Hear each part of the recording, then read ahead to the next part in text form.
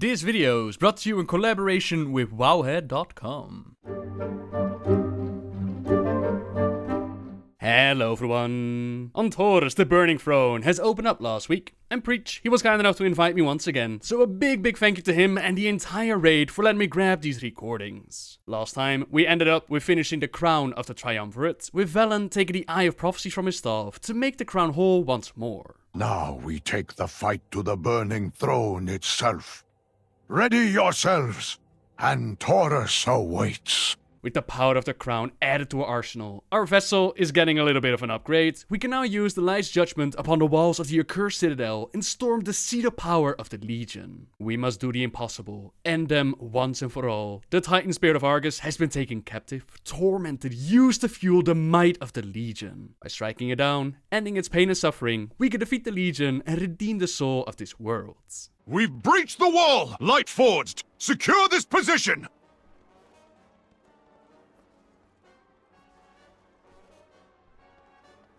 The Vindicar will draw all the fire we can, Toralion. But we cannot hold out long.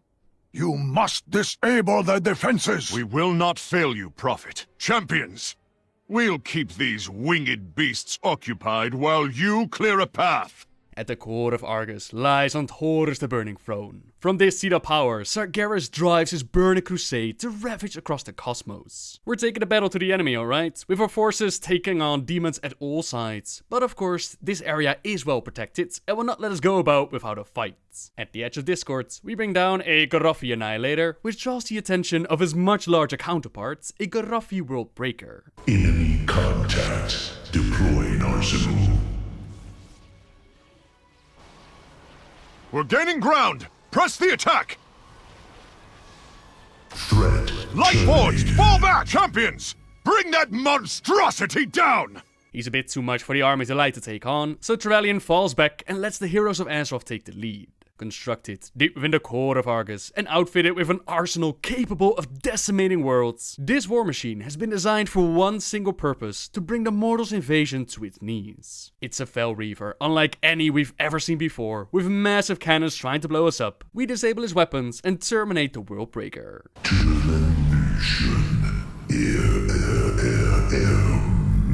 Turalyon, I've started my assault on the northern front. I'll keep their forces occupied so you can hit the priority targets. Our forces are moving towards Legion High Command. Buy us all the time you can, Illyria. Miniature Legion ships bombard the bridge that we try to cross. Troops are giving everything to this war, and we must honor their sacrifice. Up ahead, we find the Den of the Devourers, where Khaz'garoth has left us a few of his favorite pets to play with. Remove these abominations from the battlefield. Va'ark and Shatuk are infused with fire and shadow. The Fellhounds of Khaz'garoth are his prized pets. Bred for carnage, these hounds delight in eviscerating their master's enemies. With the army of the light and their allies advancing upon Antorus, the Legion unleashes these vicious creatures onto the battlefield to put an end to the mortals' invasion. Oh man, do all these fights in Antorus look pretty. They have some sick abilities to display, but all the same, the puppies go down. That's 2 demons down. But countless more await the attention of your blade. It's really cool to see that step by step, the army of the light moves further into Antorus, bombarding demonic reinforcements as they pour in. We take the transporter and turn into a ball of light towards the gaze of the Legion. I recognize the trappings of the generals commanding the Legion's forces. Before Khaz'garoth took our world, these generals marshaled our armies and brought peace to Argus. They betrayed everything we stood for when they accepted his bargain. There can be no redemption, only retribution. Velen is not taking any prisoners as we jump on the elevator and we move up into a gorgeous room, the perfect spot for the Legion's gaze. Here we find the Antoran High Command, Admirals Virax, Chief Engineer Ishkar, and General Erodus. This is one engagement you will not walk away from! Long ago, in the golden age of Eredar civilization, a council was formed to oversee the defense of Argus and maintain peace. But after their dark bargain was struck with Khaz'garoth, these master tacticians used their military expertise to help orchestrate orchestrate a burning crusade that ravaged countless of worlds. Now, the full might of the Legion's army is theirs to command, and they wield this terrible power to annihilate any who dare oppose the Dark Titan's will. They have command pods in this room, which they use to fight, but while one of them stays on the ground to directly face us, we can jump into their pods and use its power to our advantage. Taking care of the High Command, it robs the Legion of their tacticians, but I imagine it also makes the sky a bit more safer for the Vindicaar. Those that remember, the first moment the Army of the Light showed up, they got shot at the sky. That was actually done by Chief Engineer Ishkar. After taking care of them and closing down the gates of the Legion, we take the elevator back down and move back to where we started. Champions, there's a disturbance close to your location, the likes of which I haven't felt since the opening of the Dark Portal. If the Legion is using that hub to gather reinforcements, then it must be destroyed before we are overwhelmed. Across the bridge, we take a portal into the halls of the Boundless Reach, from which Porter keep Hazabel and her forces. They maintain the nexus through which the Legion has unleashed its insidious armies upon countless of worlds. Every world in our path has fallen.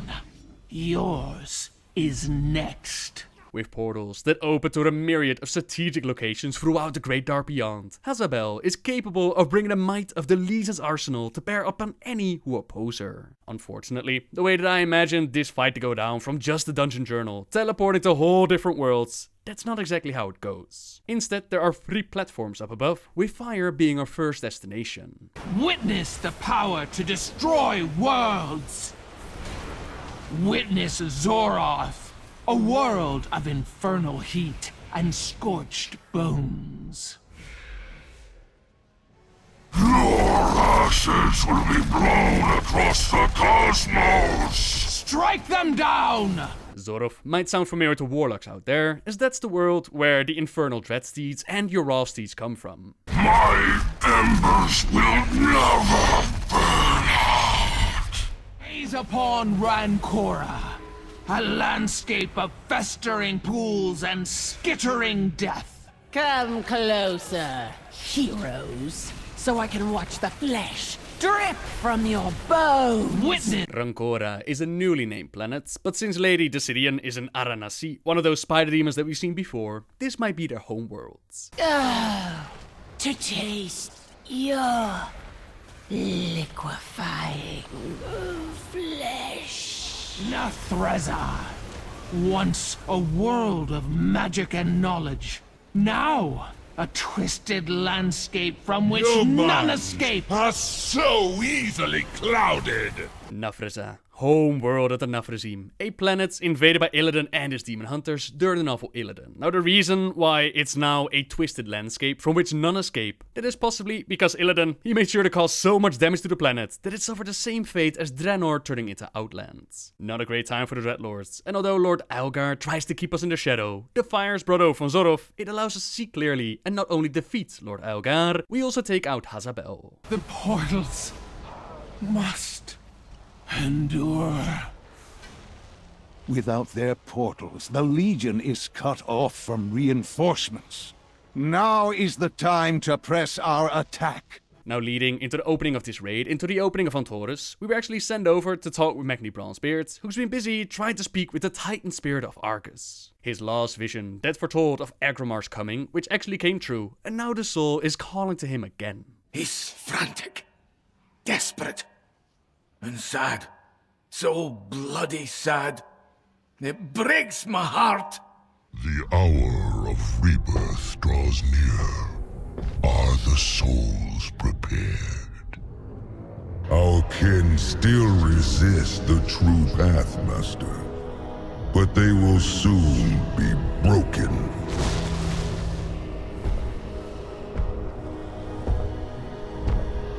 One still eludes us.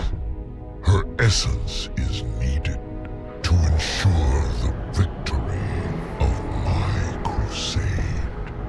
The Lifebinder will soon reveal herself.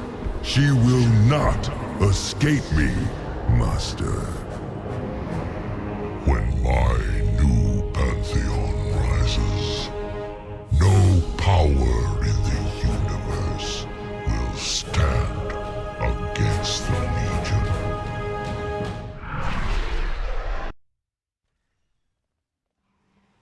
Sargeras is building some kind of dark pantheon. We've got to find Aenar's spirit before Agramar does. Finding her spirits isn't going to be easy, but luckily Eonar is able to make contact herself. This soul fragment calls to me again.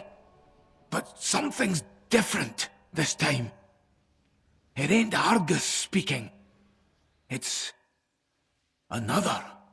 I remember the awakening. How life sprang forth all around us. I remember unity. Until it was shattered by betrayal.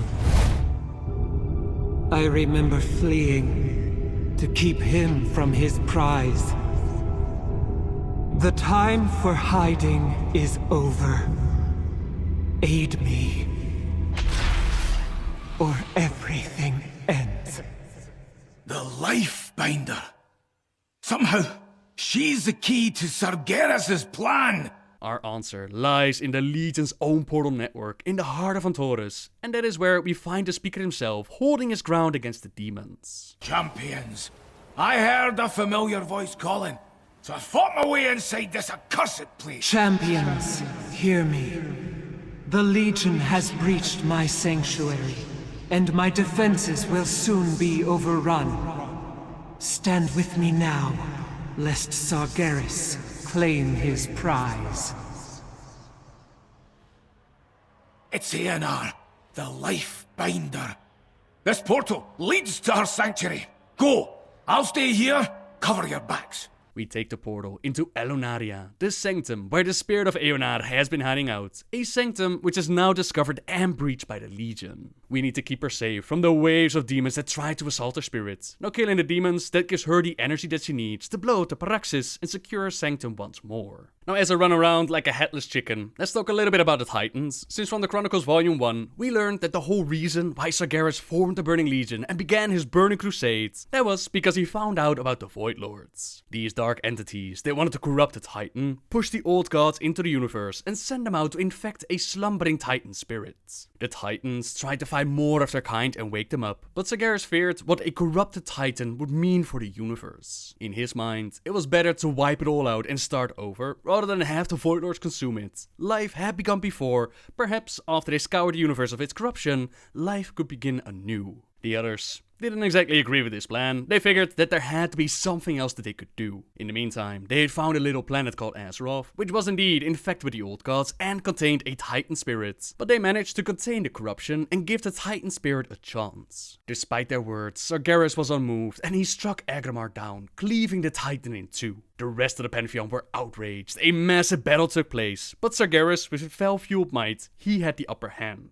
However, before he could strike the Pantheon down, Norgannon used his powers to bend the energies of the universe to his will. He was able to protect their spirits and launch them into the great dark beyond, but Sargeras, he thought that he had won the battle and destroyed his former brothers and sister. Even better, he had also learned about Azeroth and the Titan spirit inside. He didn't know exactly where it was in that point, but he was sure that in time he would find it and destroy it, before it would be corrupted by the Void Lords, just like he would do with the rest of the universe. So from this, we learn that Norgannon protected their spirits, which then traveled back to Azeroth and entered the Keepers, created by the Titans to help them bring order to the planet. Entering the Keepers' bodies, that had quite an effect on the storyline. For example, Lei Shen becoming the Thunder King, but here we find their spirits in the hands of Sargeras, being tortured for millennia and turned into a dark Pantheon. I've searched and asked around, but I couldn't find a source explaining this. Perhaps over time, their spirits simply returned to the cradle of creation. Perhaps only part of their spirit was taken by Sargeras. Now, I couldn't find a clear answer, but all the same, they are here, and if the Legion gets their hands on Eonar, we are surely doomed. Thankfully, we're able to hold off the waves of demons as Eonar blows up the ship. Victory is nigh, champions! Dispatch their remaining forces. I will see to their vessel myself.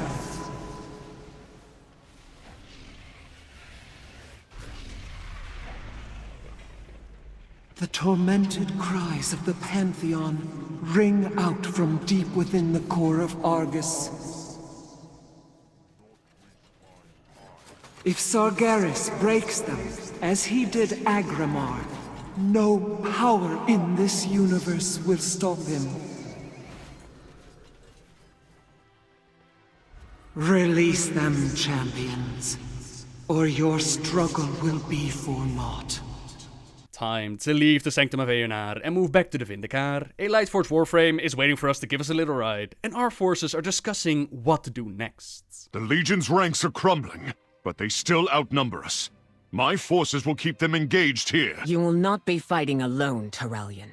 The demons will pay for every step with their blood. Khaz'garoth seeks to corrupt the other Titans. If we don't stop him, the Pantheon will be reborn in darkness. There's no time to waste. Striking at the heart of the Legion is futile until we take out their war machines. Unchecked, they would soon overwhelm us. Agreed.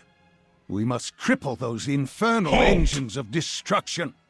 Champions, use this teleporter to board the Vindicar. On to our next target. Illyria and Terrellian, they go off screen to hold the ground. Bit of a shame that we never really saw her fight in void form, or perhaps I simply missed it. Either way, we board the Vindicar and we fly out to the Exhaust, where Imonar the Soul Hunter thinks that he can stop us. You'll go no further, mortal scum! There's a bounty on your heads, and I mean to collect. The infamous Imonar the Soul Hunter serves as the Legion's bloodhound, capable of tracking prey across the cosmos. With a vast array of gadgets and traps at his disposal, Imonar has yet to lose a bounty, and he certainly doesn't intend to sully his perfect record by failing to fulfill his latest contracts. A bounty hunter recruited to take us out, with some really cool face transitions. He even has some miniature spaceships that shoot at us, but of course, we do ruin his perfect records. I regret taking this.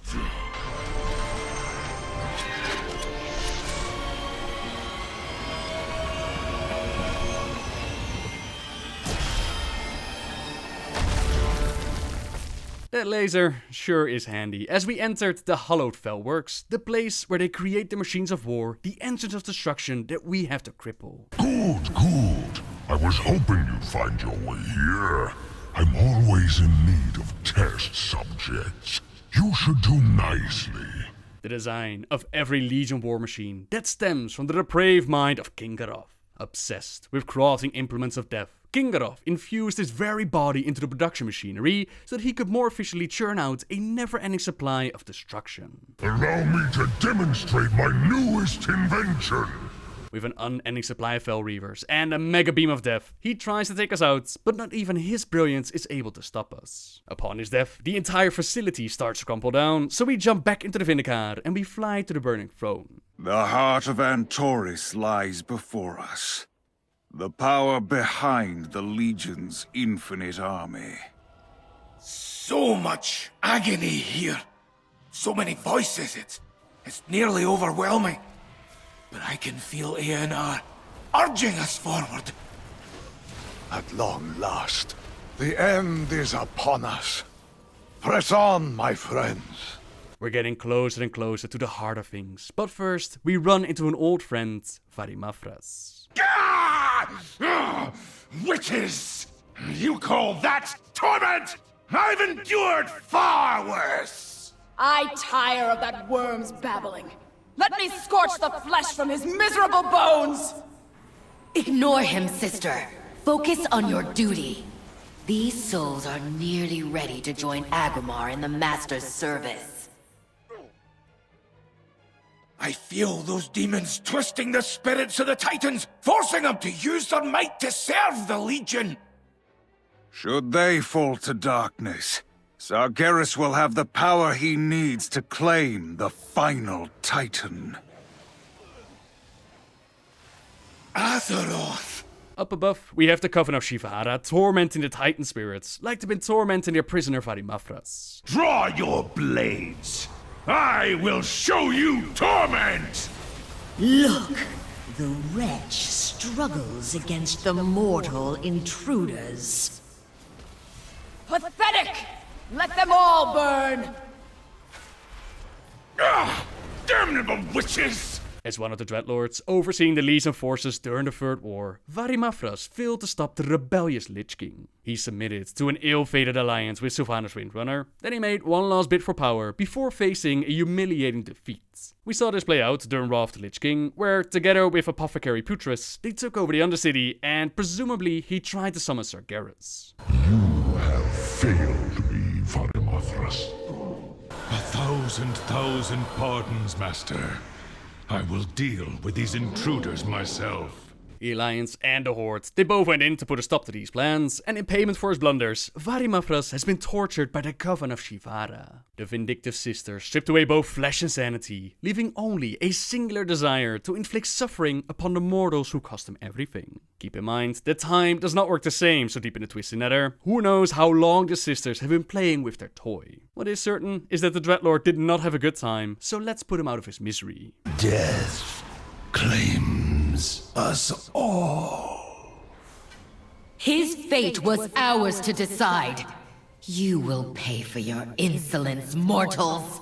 The Coven of Shivara have proven themselves to be the most depraved and fanatical of all of Sargeras' followers. He entrusted the Coven with the unholy task of twisting the minds of the fallen titans into an unstoppable dark pantheon. Each sister employs her own signature brand of torture, eliciting screams which echo through the halls of Antorus. It is said that neither mortal nor demon can refuse the whispers, but during the battle, all they do is scream. Scream and inflict torment upon the spirits of the titans, forcing them to use their powers against us. Tormented apparitions of the titans, they appear on the battlefield, while the Shivara, Nura, Mother of Flames, Azara, Mother of Night, Jima, Mother of Gloom, and Omiphic, Turaya, Mother of Cosmos, they're not without their own powers. All the same, the Coven is defeated, and the torment of the titans finally ends. The souls of the Pantheon are free, but they endured so much suffering. Let me bide with them for a time.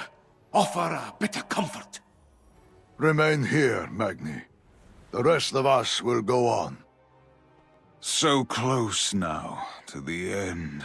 From the Temple of Anguish, we move further into the very soul of this world, where the Titan Agramar is waiting for us. This may be the one place in the universe sacred to the Legion. Demons would pluck out their eyes sooner than gaze upon it. Who could ever imagine such a sacrifice?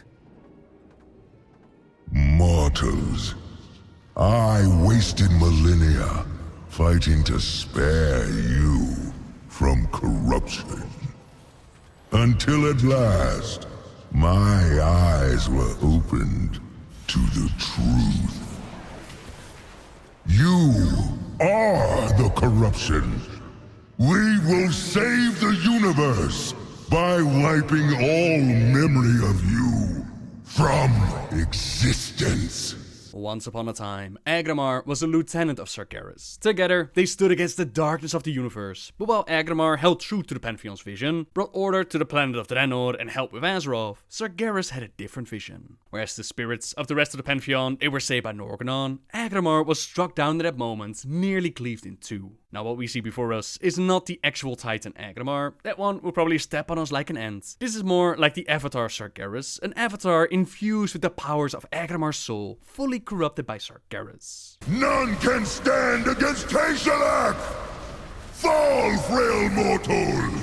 Agramar wields the might of a blade that I can't pronounce, the blade Tashalach, a blade that was shattered when Agramar confronted Sargeras. He soon found himself outmatched. Like all titans, he was uniquely susceptible to fell magic. Sargeras' ferocious assault, it shattered Agramar's defenses, and it sent him reeling in agony. In a final, desperate counterattack, Agramar summoned all the power at his command, and he struck at Sargeras. Their two blades met, igniting a furious explosion of fell and arcane power. When the torrent of warring energies finally subsided, Sargeras and Agramar saw that both of their weapons had been shattered.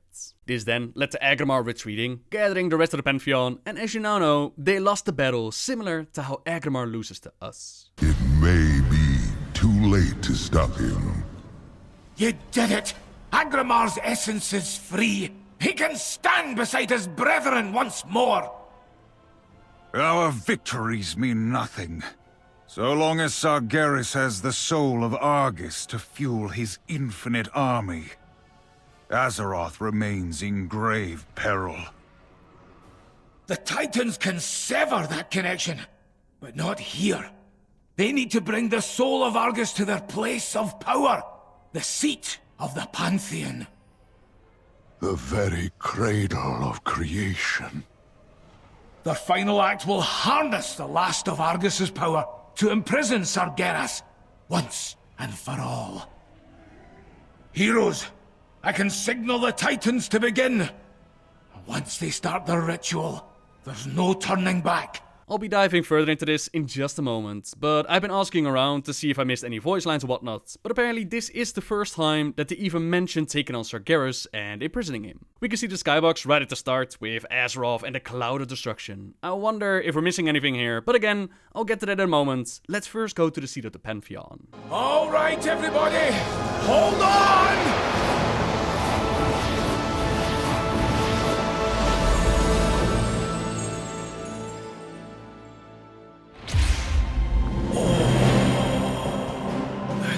Seat of the Pantheon!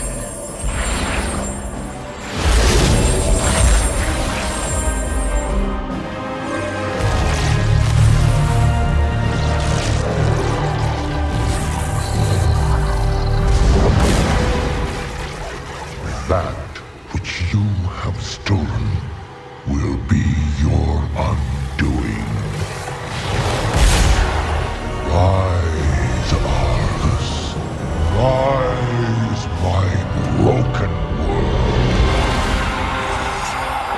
Mortals, the time has come to fight for the fate of your world.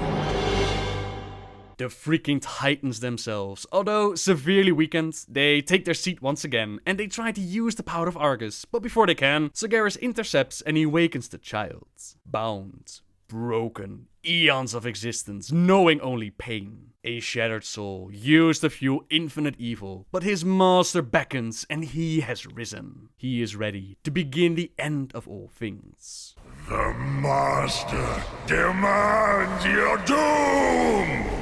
I don't know if this is also meant to be an avatar, or if his size, if he's so small because they abused his powers for so long and we just did a C-section to get him out of the planet. Would also explain why the Pantheon themselves are a little bit smaller, their lack of power. At least he can't step on us like ants, giving us somewhat of a fighting chance. The Pantheon is also backing us up by empowering us, making us avatars of a portion of their power and clearing the field of death fog. Let the fury of the sea wash away this corruption! While Argus the Unmaker, he has some of the most beautiful abilities that I've ever seen, like Cone of Death. Cleaving the fabric of reality, he creates a cone of death fog in front of him. Scythes, or perhaps you call them sickles, they also fly across the battlefield, trying to cleave us in two, until Argus is sufficiently weakened so that Aman'thul is able to subdue him with a temporal blast, collapsing time around Argus, causing his form to dissipate.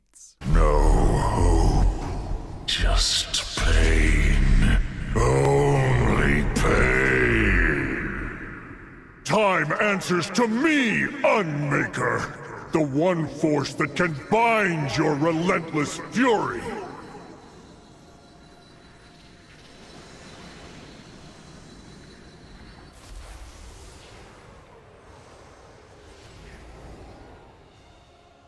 However, we must now contend with Argus's constellar designates, each of them powerful in their own right. They wield the power of the cosmos, even draw upon the stellar armory, while Norgannon, he uses the discs of Norgannon, which exposes their elemental weaknesses. His constellar designates buy Argus the time that he needed to regain his strength. End it all!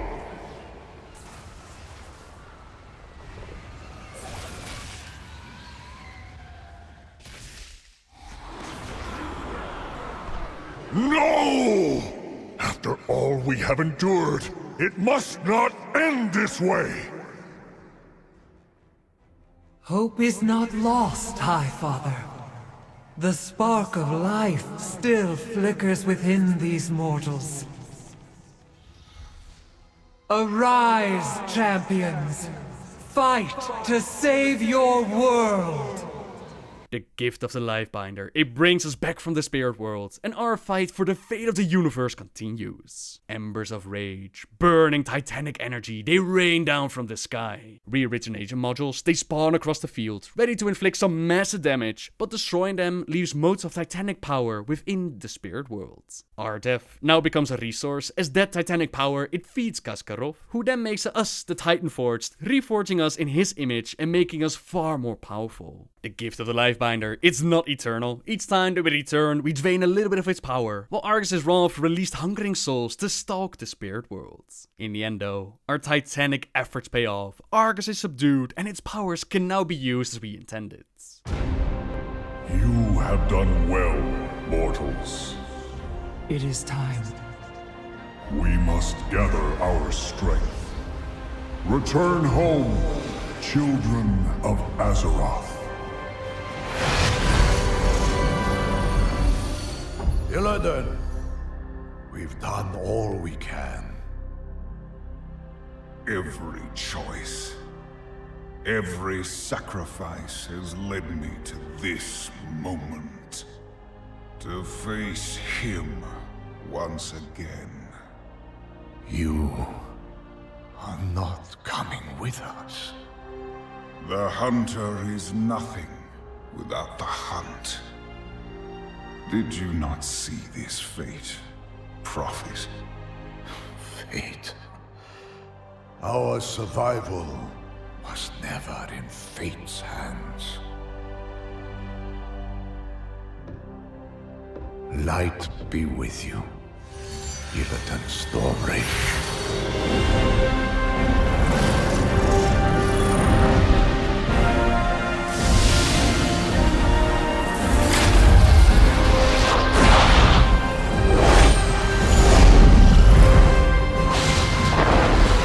Brother, your crusade is over!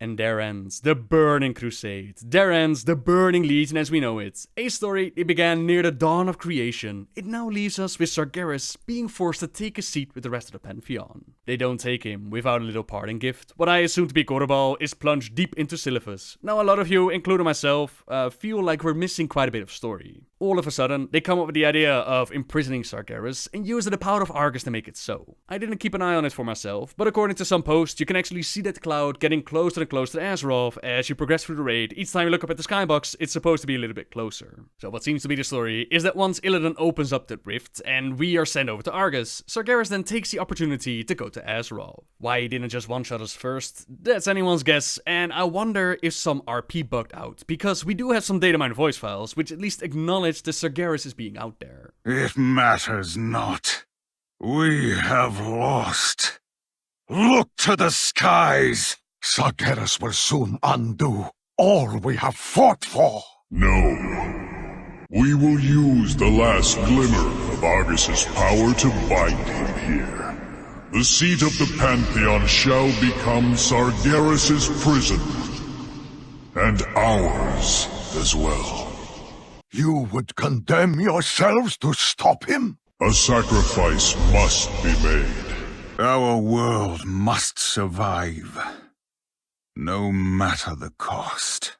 The final act will harness the last of Argus's power to imprison Sargeras once and for all. Return home, children of Azeroth. Protect the final Titan. So I really wonder, is some of this RP simply bugged out? It is the first week after all, or perhaps that is actually going to be part of the Mythic modes. It would definitely suck to have such key information locked away behind a difficulty, but data mine information, it does suggest that instead of subduing Argus with that temporal blast, Sargeras shows up to join the fight. There's a different dungeon journal description, there's a red enraged model, and several abilities named after Sargeras. It would also make Illidan's choice a little bit better. Now we have him stay behind simply because he wants to, which is fine I guess, the hunter being nothing without the hunt, like Maiev was nothing without Illidan, but there's no real need or necessary choice to be made here. Having the demon hunter stay behind to help contain Sargeras, make that ultimate sacrifice, rather than just being there because he simply wants to fight the Dark Titan, that would add a bit more depth in my opinion. What happened out there? Illidan serves as the Dark Titan's jailer. His sacrifice has ended the Legion. At long last, the Burning Crusade is over. The sword sticking into our planets, that will have consequences for the future. When you defeat Argus on heroic or higher, you'll actually get an item called Blood of the Unmaker. Before your eyes, a trickle of blood from the fallen titan Argus congeals into a flawless gemstone. Holding it in your palm, you sense an almost unfathomable power emanating from within, along with echoes of pain and sorrow. It is the last remnant of a battle that should not have been winnable. An impossible achievement. Yet, as with all victories, this one came at a tremendous cost. You realize immediately to whom you must convey the prize. Khaz'gar in Dalaran. The Legion is defeated. Its master imprisoned. But in his final spiteful act, Sargeras may have doomed us all. Our world is wounded, champion. Its life essence seeps out into the sands, just as Magni foresaw. Her feelings are a jumble. I need to focus. Let her thoughts flow into... Sands soaked in pain. Rivers of blood. Skies of flame. A sword in the darkness. The wound is burning. Sargeras.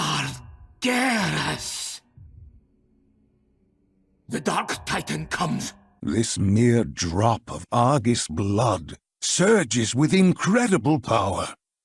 The might of a Titan. If the blood of Azeroth also proves to be a source of such strength, those who seek to rule this world will stop at nothing to possess it. The days ahead may be dark indeed. For now, go to Silithus. Gaze upon the wound in the world with your own eyes. We will find a way to save Azeroth. I know it. This power will play a role in the next expansion. For those who seek to rule this world, they will stop at nothing to possess it. It might also have something to do with the datamine dialogue of Varimafras, something that I also didn't hear during the raids, but the future is a topic for another day. For now, the rift between Argus and Azeroth has been closed, and on the Vindicator we can talk with a few of the heroes that joined us. Verisa, she believes that Illyria has changed, but in her heart, she remains her beloved sister. They've been gossiping about Sylvanas, and the Windrunner sisters must meet. I wonder if she's mentioned how she stabbed Sylvanas in the heart, while Illyria's heart, that source returned to Azeroth, alongside her son Arator and Turellian. Is Sylvanas still her sister, or some light-forsaken monster? While the void powers at her command, they may cause some to question her loyalties. Arator is happy to have found his family, but it will take time to heal the wounds and get to know the people who gave life to him and have been absent for all of it. Turellian is definitely ready to go home and walk the world that he hasn't seen for 1,000 years. It's time to build a new life and get to know the son who embodies everything that they fought for. Since Arator, he was a big reason why they joined the Army of the Light to begin with. Khaz'gar's tired, but Magni's visions of doom, they shake him to his very core. Only one Titan remains, our little planet, and we must defend it. Velen was unable to save a beloved homeworld, but we did find victory. The future is uncertain. The Prophet will no longer let visions guide him, and he will do all that he can to support King Anduin, to ensure that he's prepared to face the threats that looms in the darkness. What's kinda cool is that in the skybox you can actually see a couple of void corrupted planets, meaning that the threat of the void is definitely still out there. If the comic with Anduin is a certainty, then he and Velen, they have a lot of adventure still waiting for them. Now to wrap up this video, we also have the Aloridal crystal left behind by Illidan. Don't ask me how, he left it behind on the ship. The moment that the way to Argus opened, The instant my gaze fell upon the Legion's homeworld, I knew I would not be returning from it. I will face my destiny, whatever it may hold. Yet, I have left certain matters unsettled, old wounds that I would see mended. This crystal bears 2 messages. One is for my brother Malfurion, the other for Tyrande. I am trusting you to deliver them on my behalf, champion. When they have heard my words, leave the crystal atop Mount Hyjal, upon the shores of the Well of Eternity. You have witnessed echoes of my past, hero. I ask your help to put these final matters to rest. The soul of our world is in agony. The crystal. It rings out with a familiar voice.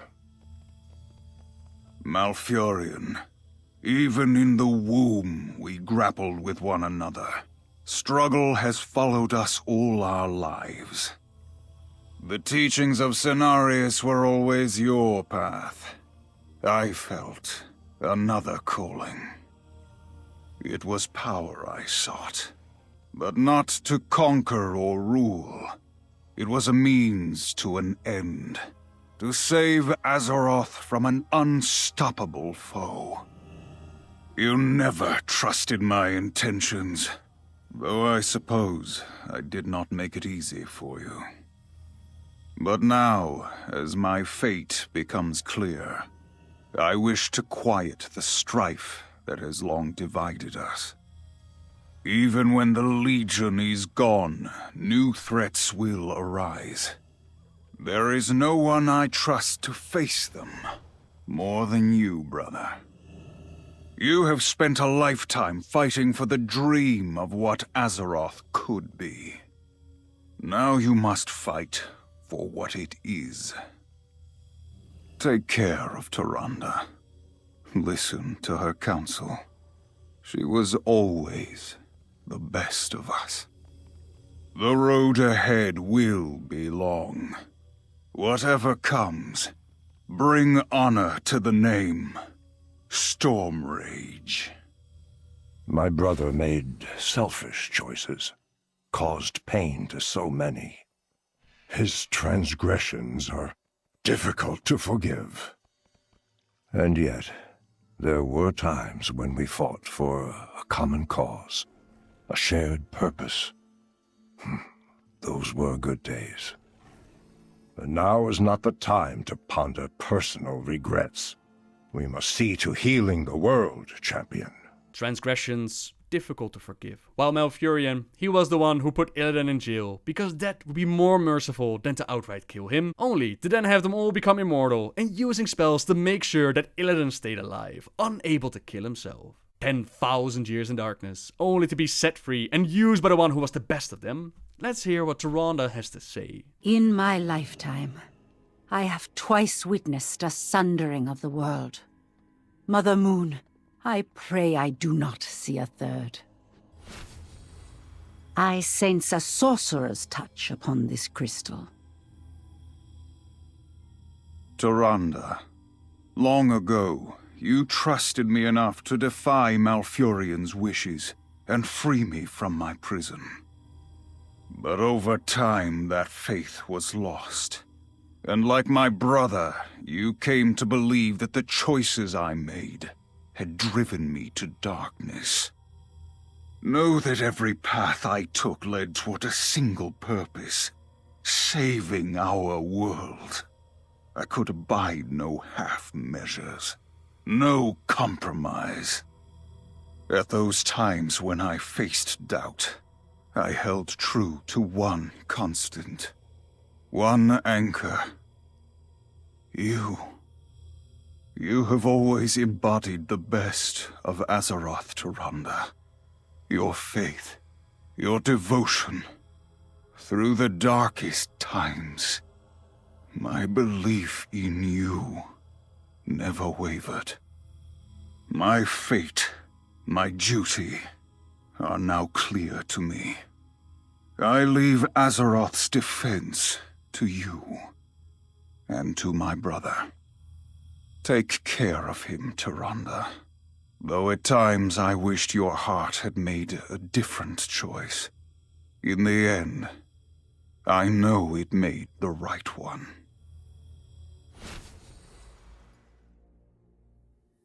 Contrite words. Yet I must wonder whether he truly meant them.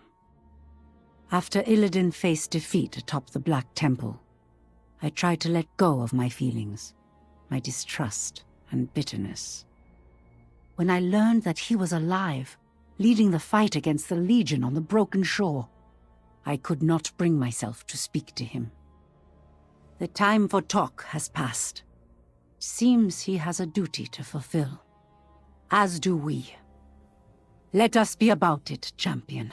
Oh, Illidan, if only you could hear what she's saying right now. I'm sure that you finally realized that my Yef is the one for you. Now, as far as I recall, Illidan did indeed have quite a lust for power, not just for the defense of Azeroth. There were choices that he made along the way, but all the same, Illidan cares the most about these two, and he wants the crystal to rest under Nordrassil. At Mount Hyjal, there's the remains of the Well of Eternity that he created, the thing that got him imprisoned. The Well of Eternity. I am not one for sentiment. But if anything embodies my commitment to Azeroth, it is the font of power I created so long ago. But enough dwelling on the past. The crystal I left for you to find holds not 2 messages, but 3. The last is for you, champion. You have proven your commitment to Azeroth. Your dedication, your sacrifice, rivals my own. But more will be asked of you. So much more. Even now enemies gather, and the shadows grow darker.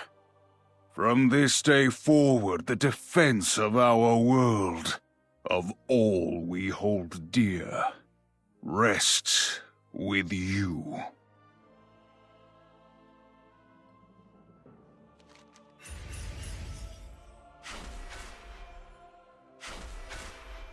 After bringing Illidan's crystal to the Well of Eternity, you feel a sense of satisfaction, as if a circle is now completed.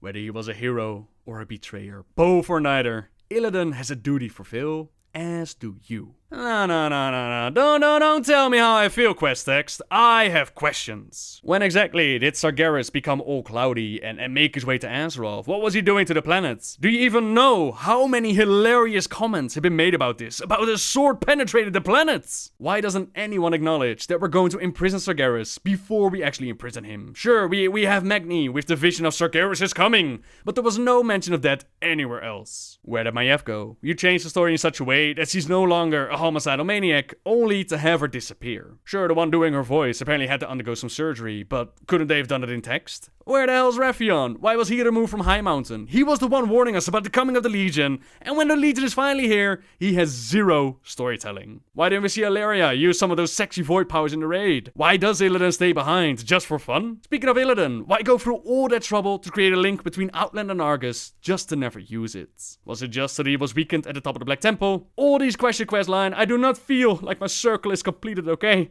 I do not feel satisfied. I need more! I need more, curse you! Joking aside, as always, there will be things to point out, things that have been dropped out, but all in all, Legion has been one hell of a ride. It is definitely one of my favorite expansions, and we got the chance to party with the Pantheon. We got a chance to see Argus, we got a chance to get on spaceships and Velen and different zones and artifacts with massive storylines and mount quests. Yeah, all in all, I had a great time with the expansion, and in the end, we have Sargeras, Space Devil, he has been locked up. The Pantheon and Illidan, they're still out there with him somewhere. The world of Azeroth is hurting, and the battle is on. Battle of Azeroth seems so far away, and I can't wait to see it drop. I have no idea what they have planned in the middle. I do know that we still need to get rid of our artifacts somehow, so who knows how that's all going to play out. But for now though, ladies and gentlemen, thank you so much for sticking with me. And if you want more details about all the things that we talked about today, then check out the related WoWhead article in the description down below. Now say you have any questions or things that I didn't cover in this video, let me know in the comments down below and I might use them for an upcoming Q&A. Thank you very much for watching everyone. Have a great week